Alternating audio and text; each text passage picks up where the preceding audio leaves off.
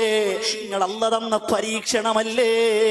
അങ്ങനെ ആ പൊന്നുമോടെ ഈമാനൊന്ന് ചിന്തിച്ചു നോക്കുക. എന്റെ പ്രിയമുള്ളവരെ, കാസർഗോഡ് എവിടെ പ്രഭാഷണത്തിന് വന്നാലും അവിടെ പോകുമ്പോ എന്നെ അത്ഭുതപ്പെടുത്തിയൊരു കാഴ്ച ഞാൻ കണ്ടുപോയി. നെല്ലിക്കട്ട ജുമാ മസ്ജിദിന്റെ പള്ളി മിനാരത്തിൽ നിന്നൊരു ദിവസം അസറിന്റെ വാങ്ക് വിളിച്ചപ്പോ മോൾ എന്തോ ബഹളം കാണിക്കുന്ന ശബ്ദം ഞാൻ കേട്ടു.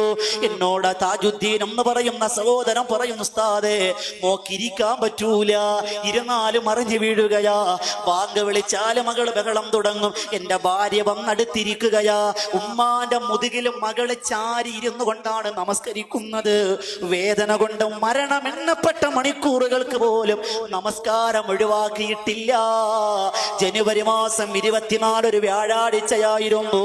വ്യാഴാഴ്ച കർണാടകയിൽ നിന്ന് എന്റെ കൂടെ വന്ന തൗസീഫി സദസ്സിലുണ്ട്.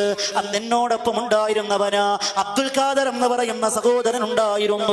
എന്റെ പ്രിയമുള്ളവർ എന്നോട് ദുഹർ നമസ്കാരം കഴിഞ്ഞപ്പോ വിളിച്ചു പറഞ്ഞു, ഉസ്താദേ ഇത്തി കൂടുതലാണ്, നിങ്ങളൊന്ന് പോകുന്ന വഴിയൊന്ന് കേറുവോ?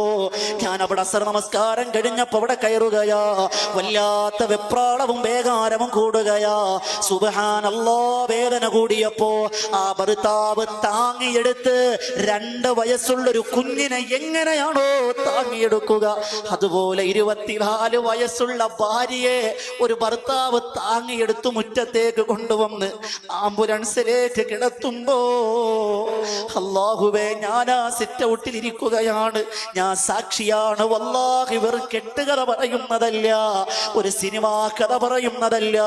ഒരു ഞെരങ്ങൽ ശബ്ദം മാത്രം കേൾക്കുകയാ, ഒരു നിലവിളി ഉയരുകയാ. താജുദ്ദീൻ എന്ന് പറയുന്ന സഹോദരൻ ഓടി വന്ന് പറഞ്ഞു, ഉസ്താദേ മകൾക്ക് അനക്കമില്ല, നിങ്ങളൊന്നൊന്ന് വന്ന് നോക്കുവോ?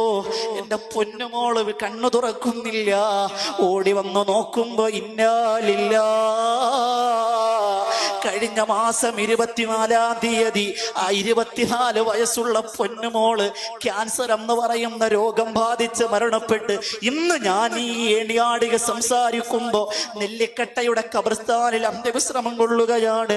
ഇൻഷാ അല്ലാഹ് ഈ മാസം 12-ാം തീയതി എന്റെ കൺമുന്നിൽ കിടന്ന് മരണപ്പെട്ട ആ പൊന്നുമോൾ അന്ത്യവിശ്രമം കൊള്ളുന്ന നെല്ലിക്കട്ട ജുമാ മസ്ജിദിനാണ് വിനീതന് പ്രഭാഷണമുള്ളത്.